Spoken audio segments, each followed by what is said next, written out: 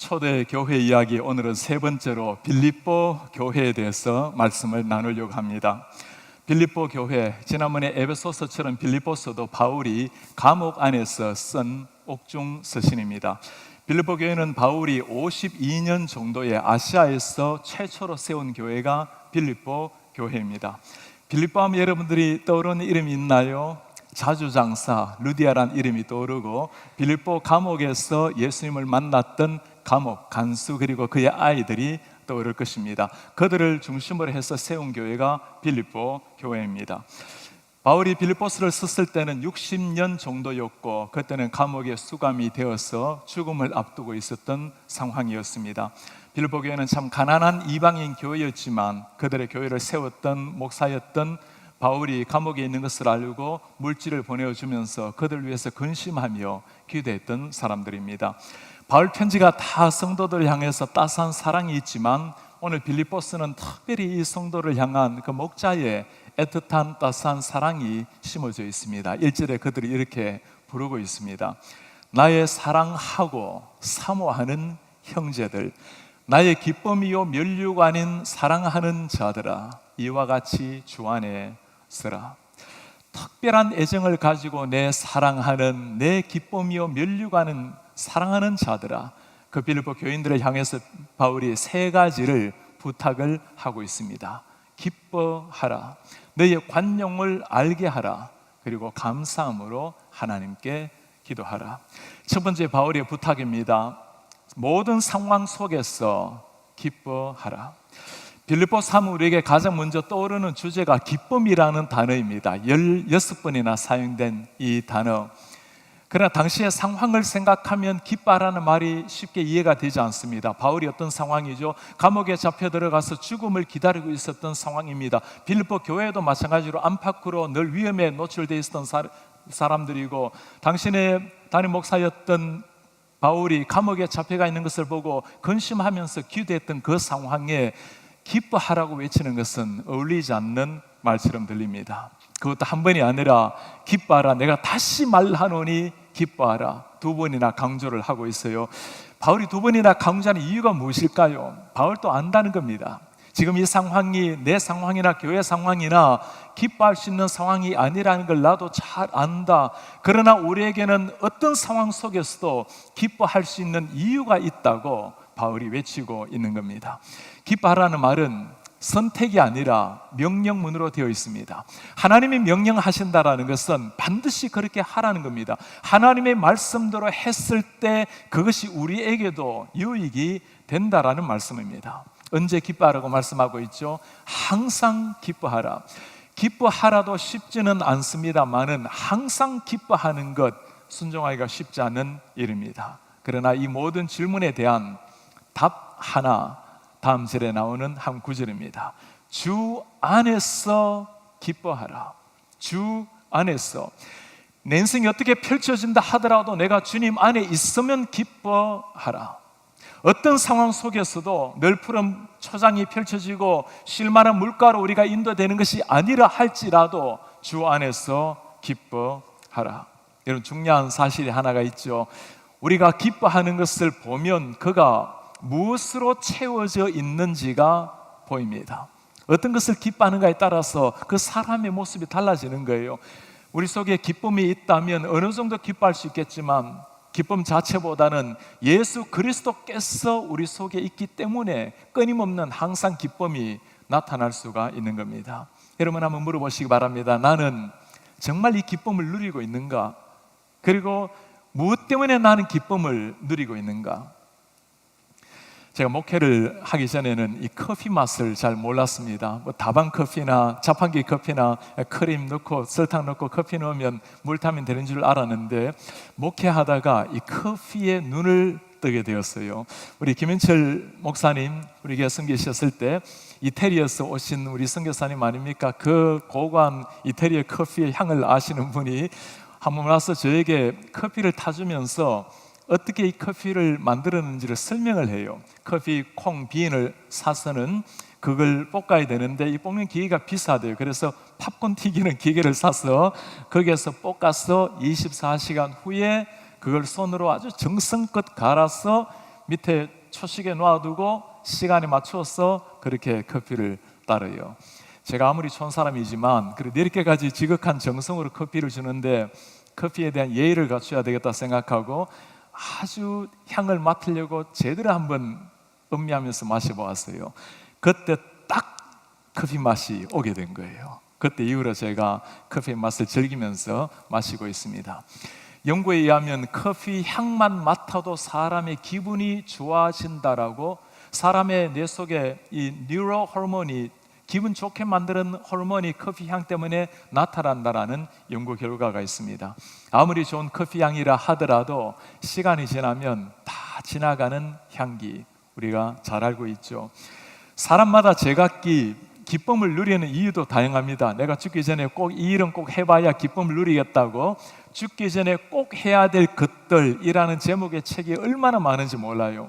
죽기 전에 꼭 해야 되는 17가지, 죽기 전에 꼭 해야 되는 25가지, 죽기 전에 꼭 해야 되는 88가지, 죽기 전에 꼭 해야 되는 100가지 넘는 것도 있더라고요. 그 모든 것들을 다 해본다 한들 죽음 앞에 서 있는 인간의 허무와 고통이 그것으로 사라지는 것은 아닌 거죠.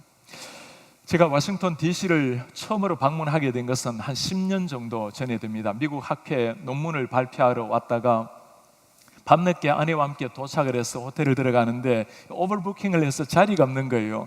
그러더니 이분들이 와서 축하한다고 방으로 하나 안내를 했는데, 이게 큰 집보다도 더 큰 엄청난 방에 들어가서 그 큰 두 방을 묶어 놨는데, 제가 안을 가만히 살펴보니까 텔레비전이 6대고 램프가 얼마나 많은지 다 켜보니까 램프가 48개고 회의실이 따로, 방이 따로 있고 얼마나 대궐 같은 방인지 값을 보니까 2,000불이 훨씬 더 되는 값이에요. 아무리 그 좋은 방이라 하더라도 뜬 눈으로 밤을 지샐 수는 없는 거죠. 인생의 지고한 기쁨이라는 것이 이런 데 있는 것이 아닌 겁니다. 그리스도인에게는 하늘에서 오는 진정한 새로운 기쁨, 다른 기쁨이 있는 거예요. 예수님께서 하시는 말씀입니다. 귀신들이 너희에게 항복하는 것으로 기뻐하지 말고 너희의 이름이 하늘에 기록된 것으로 기뻐하라.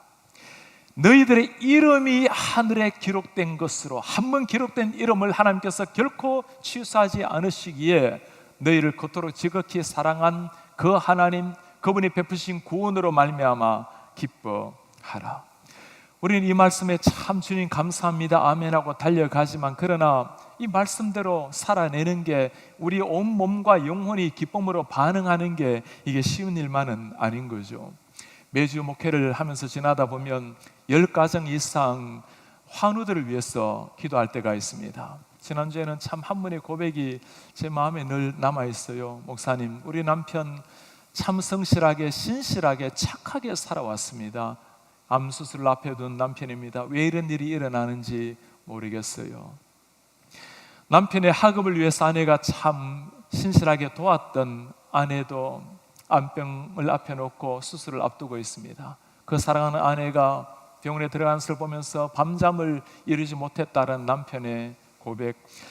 어머니 돌아가셔서 장례식을 치르러 가셨는데, 어머니 돌아가신 5일 후에 아버님 또 돌아가셔서 어제 어머니 아버지를 함께 장례를 치렀던 우리 집사님 부부. 한국에서 아버님이 돌아가셔도 사건 여건이 되지 않아서 들어가지 못하고 있는 우리 한 성도님. 참 목회 가운데 매일매일 우리의 삶 가운데 어느 한 주간이 아니라 늘 일어나는 일들이 이런 아픔들입니다. 이런 상황 속에서도 우리 예수님께서, 바울이 하는 고백이죠. 기뻐하라. 다시 말하노니 기뻐하라. 우리 예수님 이런 상황 잘 아십니다. 바울이라고 이런 상황을 모르겠어요? 세상 누구보다도 정말 고통이 뭔지를, 아픔이 뭔지를 아는 사람이 바울입니다. 예수님을 믿기 전에 그는 참 잘 살았어요. 예수님을 믿는 그 순간부터 바울의 인생의 고난이 시작이 되었습니다. 끊임없이 사람들에게 추격을 당했고, 사람들에게 거짓 모함에 죽을 정도로 채찍질을 당하고, 이제는 감옥 안에 들어와서 죽을 날을 기다리고 있는 바울의 모습. 그 바울이 오늘 하는 말이에요. 기뻐하라. 다시 말하노니 기뻐하라. 우리 삶에 기뻐해야 될 이유가 다 사라진다 하더라도 우리에게는 기쁨의 이유가 분명하게 있는 사람, 예수님으로 말미암아 얻은 놀라운 생명, 그 생명이 있기에 끊임없는 기쁨을 노래를 하는 겁니다. 이 위대한 비밀을 알았던 하박국 선지자가 외치는 고백이 있습니다. 비록 무화과 나무가 무성하지 못하며 포도나무에 열매가 없으며 감람나무에 소출이 없고 밭에 먹을 것이 없고 우리의 양이 없고 외양간에 소가 없을지라도 나는 여호와로 말미암아 즐거워하며 나의 구원의 하나님으로 말미암아 기뻐하리로다. 모든 것이 다 사라지고 없어진다 할지라도 우리에게는 분명한 이유, 나는 여호와로 말미암아 즐거워하며 나의 구원의 하나님으로 말미암아 기뻐하리로다. 우리 사랑하는 성도님들, 우리가 주님 앞에 그렇게 한번 고백하며 나아가면 좋겠어요. 주님, 내 인생의 상황이 다 사라진다 해도, 심지어 내 건강, 내 젊음, 내 생명이 사라진다 할지라도 주님 한 분, 제가 주님 안에 있고 주님이 저 안에 있으면 만족합니다. 감사합니다. 일생토록 이 거룩한 기쁨의 감격이 우리 가슴에서 터져나오는 성도들 되시기를 축복합니다. 두 번째, 바울이 하는 부탁입니다.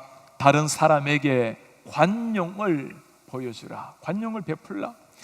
우리의 심령에 하나님의 기쁨이 넘치는 사람이라면 반드시 나타나는 특징이 있어요. 내면에 흘러 넘치는 기쁨은 반드시 다른 사람에게로 흘러 넘치게 되어 있는 겁니다. 그것 좀 바울이 부탁하는 거예요. 너희 관용을 모든 사람에게 알게 하라. 주께서 가까우시니라.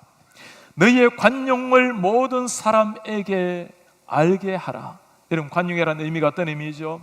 우리 내면에 하나님의 생명, 하나님의 따스한 마음이 새겨져 있기에 이 하나님의 은혜로 말미암아 나타나는 거룩한 기쁨, 그 감격이 다른 사람에게 나타나는 삶의 모습이, 그것이 오늘 말씀하고 있는 관용이라는 겁니다. 오늘 말씀에서 한 가지 눈여겨보셔야 될 것이 있어요. 관용을 적극적으로 보여주라가 아니고 다른 사람에게 관용을 알게 하라고 말씀을 합니다. 영어 성경을 한번 보면 이렇게 번역이 되어 있어요. Let your gentleness be evident to all. 모든 사람에게 당신의 자상함을 나타날 수 있도록 하라는 겁니다. Let your graciousness be known to everyone. 당신이 가지고 있는 그 너그러움을 모든 사람이 알게 하라. 관용이라는 것이 우리가 노력한다고 될 수 있는 게 아니죠. 노력해서 사랑과 관용을 보여줘야 된다면, 언젠가 우리의 사랑과 관용이 다 바닥에 난다면 우리에게는 차가움밖에 남을 것이 없게 될 것입니다. 그러나 우리 속에 있는 이 관용이라는 것이 예수님께서 심어주신 마음이기 때문에 그냥 살아가는 삶이에요. 우리가 주님 앞에 그 사랑에 이끌려서, 그 은혜에 이끌려 살아가게 되면 자연스럽게 사람들이 우리 속에 있는 관용, 그리고 그 관용의 배경이 되시는 주님을 발견하게 될 것입니다. 지난주에 에베소 교회를 말씀을 나누면서 온전한 성도, 그리스도인이라고 나누었는데, 온전한 성도, 성숙한 성도, 그 성도가 어떤 성도일까요? 하나님의 사랑으로 서로 하나가 되고 오늘 말씀하고 있는 이 기쁨과 관용을 가지고 사람들을 대하는 사람, 그가 성경이 말하는 온전한 사람이라고 할 수가 있을 겁니다. 누가 이렇게 관용을 베풀며 기뻐하며 살아갈 수 있는 사람일까요? 내가 누구인지 아는 사람, 그리고 나를 위해서 그분이 무엇을 하셨는지 정말 아는 사람. 여러분, 내가 누구입니까? 주님 앞에서 범죄하여 영원한 죽으로 떨어졌을 심판을 받아야 될 나, 그리고 이런 나를 사랑하셔서 이 땅에 오셨고 피 흘리시고 생명을 주신 예수 그리스도, 정말 그분을 아는 사람이 나타낼 수 있는 게 너그러운 마음, 존중하는 마음, 예수의 따스한 사랑으로 사람을 세우는 관용이 될 것입니다. 왜 그렇게 살아야 할까요? 오늘 바울이 우리에게 굉장히 중요한 한마디를 덧붙이고 있습니다. 너희 관용을 모든 사람이 알게 하라. 왜 그렇습니까? 주께서 가까우시니라. 하나님께서 가까이 오시니라. 우리 주님이 오실 날이 있기 때문에, 내가 속히 이 땅을 떠날 때 주님 앞에 설 날이 있기 때문에, 주님 앞에 서는 날이 온다라는 이 생각 하나 마음에 새기면 우리가 가지고 있는 집착, 우리가 가지고 있는 고집들 무슨 의미가 있겠어요? 제가 순간마다, 중요한 순간마다 떠올리는 인생의 모토가 하나 있습니다. 예수님의 십자가와 나의 죽음을 생각하면 모든 게 단순해진다. 주님의 십자가 앞에서 내가 언젠가 주님 앞에 서게 될 그 죽음의 순간을 생각하면 더 이상 사랑하지 못할 사람이 없고 용서하지 못할 사람, 배려하지 못할 일이 하나도 없어지는 겁니다. 이제 6월이 되면 우리에게 다시 다가오는 게 어떤 거죠? 월드컵이 우리를 기다리고 있죠. 2002년도 월드컵을 보면서 참 제 마음에 가슴에 남는 그 스토리가 하나 있습니다. 2002년도 한미전에서 이올영 선수가 페널티킥에서 실축을 하게 돼요. 그때 이 신문 매체에서 정말 지옥을 경험하는 마음이 이런 거라고, 왜 안 그렇게 했습니까? 다행히 그래도 경기에서 후반에 안정환이 헤딩골로 동점을 만들었는데, 끝나고 난 다음에 황선홍 선수에게 기자가 물었습니다. 이올영 선수의 실축을 어떻게 생각을 하십니까? 그의 대답이었어요. 누구라도 실수할 수 있습니다. 나도 그런 상황이었다면 아마 실수했을 겁니다. 헬렌 켈러가 한 말이 있습니다. 관용이라는 것은 최고 교육의 성과이다. 관용이란 교육의 최고의 성과라. 괴테가 한 말입니다. 관용하게 되려면 나이가 들면 된다. 남이 과실을 범했던 것을 보면 내가 예전에 범했던 과실뿐인 것이다. 잘 배우고 인생의 지긋한 연한이 되면 관용이, 너그러움이 일어난다라는 것, 나이가 들 뿐만 아니라 우리가 주님을 더 깊이 알아가고 주님과 더 깊이 교제하게 되면 그때 우리에게서 나타나는 모습이 관용이 될 것입니다. 관용이라는 말씀을 한 주 동안 묵상을 하면서 제가 우리 성도님들께 참 감사하는 마음이 다시금 들게 되었습니다. 지난 5년 동안 참 목회를 잘 몰랐던 제가 여러분들을 섬기면서 참 많이 여러분들 관용해 주시고 격려해 주시고 오늘까지 사랑해 주신 것이 얼마나 감사한지, 제가 우리 교회를 소개할 때마다 거의 맨 먼저 하는 소개가 있어요. 우리 교회는 참 부족한 목사를 하나님의 목사로 만들어주는 이런 교회입니다. 너희 관용을 모든 사람에게 알게 하라. 이 말씀 가만히 묵상을 하다 보면 보이는 한 사람이 있어요. 감옥 안에서도 그 죽음 앞에서도 예수 그리스도를 향해서 기쁨의 노래를 부르고 한 사람 한 사람 원망 시비 없이 다 사랑하는 사도 바울. 그 사도 바울을 가만히 묵상을 하고 있으면 또 한 분이 보입니다. 그 사도 바울을 사랑해서 그를 위해서 이 땅에 오셔서 피 흘려주신 우리 주 예수 그리스도가 거기에 보입니다. 십자가에 피 흘리면서 그를 못 받고 있는 사람들 향해서 아버지, 저들의 죄를 용서해 주십시오. 무엇을 하고 있는지도 모르고 있습니다. 눈물로 기도했던 그 주님이 보여요. 바울이 우리에게 이 주님 앞에서 묻습니다. 십자가에 피 흘리신 예수 그리스도가 정말 당신의 주님이 맞으십니까? 그 주님이 나의 주인이 맞으십니까? 그렇다면 그 그리스도의 관용을 모든 사람에게 알게 하십시오. 마지막 세 번째 바울이 하는 부탁입니다. 감사함으로 하나님께 기도하라. 감사함으로 기도하라. 저는 이 바울의 세 번째 명령을 읽으면서 참 목사로서 바울의 마음이 이해가 돼요. 그리스도 안에서 기뻐하세요. 관용을 모든 사람에게 다 알게 하세요. 여러분, 얼마나 귀한 말입니까? 그러나 그렇게 기뻐하고 관용을 베풀면서 살기에는 우리의 삶은 언제나 문제, 수많은 역경, 아픔, 슬픔이 다 앞에 놓여 있지 않습니까? 그렇게 살아가는 것이 쉽지 않다라는 것 바울도 잘 알고 있습니다.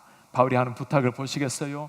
아무것도 염려하지 말고 모든 일에 기도와 간구로 구할 것을 감사함으로 하나님께 아뢰라. 아무것도 염려하지 말라. 우리 삶이 매 순간 염려로 점철되어 있다는 것을 바울도 잘 아는 겁니다. 모든 일에 기도와 간구로, 모든 일, 중요한 일뿐만 아니라 어떤 상황 속에서도 기도와 간구로 하나님 앞에 나아가라. 지난주에 우리가 앵자이어티 세미나를 가졌는데 거의 모든 심리학자들이 하는 말 중에 모든 사람들은 그 내면의 불안, 근심, 염려를 다 가지고 있다는 거예요. 팀 켈러가 쓴 책 중에 복음 안에서 발견한 참된 자유라는 책이 있습니다. 이 책에서 현대인이 가지고 있는 네 가지 공통적인 고통을 이야기를 해요. 공허감, 고통, 분주함, 나약함. 아무리 채워도 오는 공허감, 부풀려진 내 자아로 말미암아 아파하는 고통, 자기를 채우기 위해서 끊임없이 달려가는 그 분주함, 기준이 없기 때문에 끊임없이 흔들리고 있는 나약한 모습. 현대인뿐만이겠습니까? 하나님 앞에서 타락하고 분리된 모든 인류 역사의 사람들이 함께 겪었던 아픔일 겁니다. 초대교회라고 달랐겠어요? 바울시대 때 예수님 믿는 것 때문에 잡혀가 죽었고 감옥살이를 해야 되었고 심지어 숭배의 제물로 바쳐졌던 사람들, 그 상황 속에서 오늘 바울이 하는 부탁입니다. 감사함으로 너희 아를 것을 하나님께 기도하라. 인생 문제 진정한 해결이 어디에 있을까요? 인생 문제 해결은 상황 변화가 아니라는 겁니다. 예수 그리스도 그 분 안에 진정한 변화가, 진정한 해결이 있는 거죠. 예수님을 만나는 것에 염려가 끝이 나고 예수님을 나의 주인으로 모시는 그 순간 진정한 평강이 시작이 되는 겁니다. 오늘 말씀에서 특별히 우리 가슴에 다가오는 한 단어가 있어요. 감사함으로 하나님께 아뢰라. 미리 감사라는 게 이때 나오는 거죠. 하나님께서 기도 응답을 주셔야만 감사하는 것이 아니라 하나님께서 하실 것을 믿고 미리 감사드리는 것. 내 상황이 어떤 상황이 펼쳐진다 할지라도 주님, 당신은 나의 주인이십니다. 당신은 나의 주권자이십니다. 기도하면서 감사하면서 나아가는 신자, 이런 사람들을 바라보실 때 우리 하나님께서 그냥 계시지 않으시죠. 우리 하나님이 반드시 주시는 은혜가 있어요. 그리하면 모든 지각에 뛰어난 하나님의 평강이 그리스도 예수 안에서 너희 마음과 생각을 지키시리라. 모든 지각에 뛰어난 하나님의 평강이. 인생의 진짜 문제라는 것은 상황의 문제가 아니죠. 마음이 무너지면 다 무너지는 겁니다. 하나님께서 그 마음이 무너지지 않도록, 생각이 무너지지 않도록 지켜주신다는 것, 우리 자체를 지켜주신다는 말씀입니다. 잠언서에서 뭐라고 말하고 있죠? 무릇 지킬 만한 모든 것 중에 더욱 내 마음을 지켜라.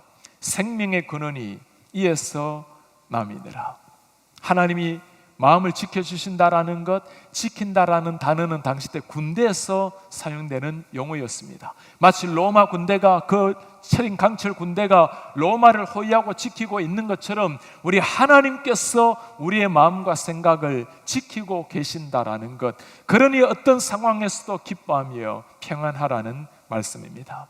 우리 문제 고정된 시선을 하나님께로 돌리게 되는 순간 새로운 역사가 시작이 되는 겁니다. 풍랑에는 바다가 순간으로 고요해지지는 않을지라도 그 폭풍을 치는 바다 속에서도 하늘에 장렬하게 빛나는 그 무수한 별들을 바라보면서 하나님을 찬양하고 하나님이 주시는 평강을 노래하는 사람, 그들이 그리스도인이라고 불리는 사람들입니다. 초대교회 때 한 순교자가 화형에 처했을 때였어요. 장작더미에 올라가서 불을 지르고 하는 그 재판관을 부릅니다. 내 가슴에 심장에 손을 대어 보시오. 내 심장 박동수가 어떻습니까? 그 박동수는 여전히 고요했습니다. 당신의 심장에 손을 대어 보시오. 쾅쾅거리는 심장 박동수의 소리는 그 재판관의 소리였어요. 죽음 앞에서도 조금도 흔들림 없이 하늘의 평강을 누리면서 살아가는 사람, 내 속에 예수 그리스도가 살아있는 사람, 어떤 상황 속에서도 오직 하늘을 향해서 평강의 노래를 부르며 살아가는 사람입니다. 돌을 닦는 것 아니죠. 최면을 말하는 것도 아니에요. 우리 인생에 될 때면 되라고, 아무 때나 되라고 허무주의가 아닙니다. 분명한 이유가 있기 때문입니다. 어떤 이유입니까? 세상의 모든 게 다 사라진다 하더라도 주 예수 그리스도, 그분이 나의 주님이시기 때문에, 그분이 나와 함께 하시는 나의 구원자이시기 때문에 세상 무엇도 빼앗아갈 수 없는 이 천국의 평안 기쁨을 누리는 겁니다. 이 설교를 하면서 찰스 벌전이 한 한마디가 있어요. 우리가 살아있는 한 주님께 노래합시다. 얼마나 멋진 말인지 모르겠어요. 우리가 살아있는 한, 호흡 있는, 의식 있는 마지막 순간까지 상황이 어찌하든지 하나님께, 주님께 노래합시다. 오늘 감옥에서 우리에게 들려주시는 바울의 음성을 들었습니다. 우리에게 흘러넘치는 이 기쁨, 세상 그 무엇도 다 사라져도 누릴 수 있는 하늘의 평강, 이 기쁨과 평강이 우리의 내면을 흘러넘쳐서 관용으로 사람들에게 흐르고 흘러넘칠 때 사람들은 이 기쁨과 평안을 바라보고 우리 속에 있는 예수 그리스도를 발견하게 될 것입니다. 이것이 글로컬 교회, 글로컬 성도가 살아가야 할 삶의 매일의 삶입니다. 우리 다 같이 오늘 일어나셔서 오늘 말씀을 기억하시면서 내 마음에 그 깊은 데서 맑은 가락이 울려나네. 하늘 곡조가 언제나 흘러나와서 내 영혼을 보이사네. 평화로다 하늘 위에서 내려오네. 그 사랑의 물결이 영원토록 내 영혼을 덮으소서. 내 영혼에 깊은 데서 맑은 가락이 울려나네. 하늘 곡조가 언제나 흘러 내 영혼을 고이 싸네. 내 영혼을 고이 싸네. 내 맘속에 솟아난 이 평화, 내 맘속에 솟아난 이 평화, 깊이 묻힌 보배로다. 깊이 묻힌 보배로다. 나의 보화를 캐러 갈자.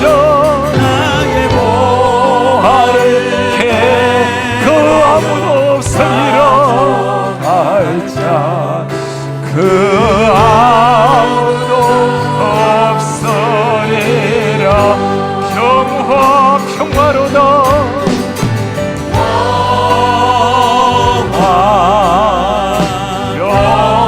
하늘 위에서 내려오네. 하늘 위에서 내려오네. 그 사랑의 물결이 영원토록, 그 사랑의 물결이 영원토록 내 영혼을 덮어소서.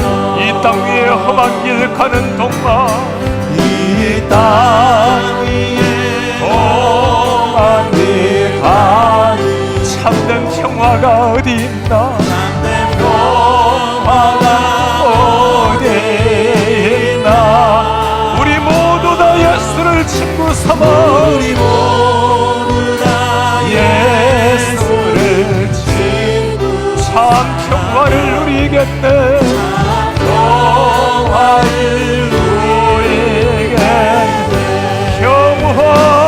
평화로다.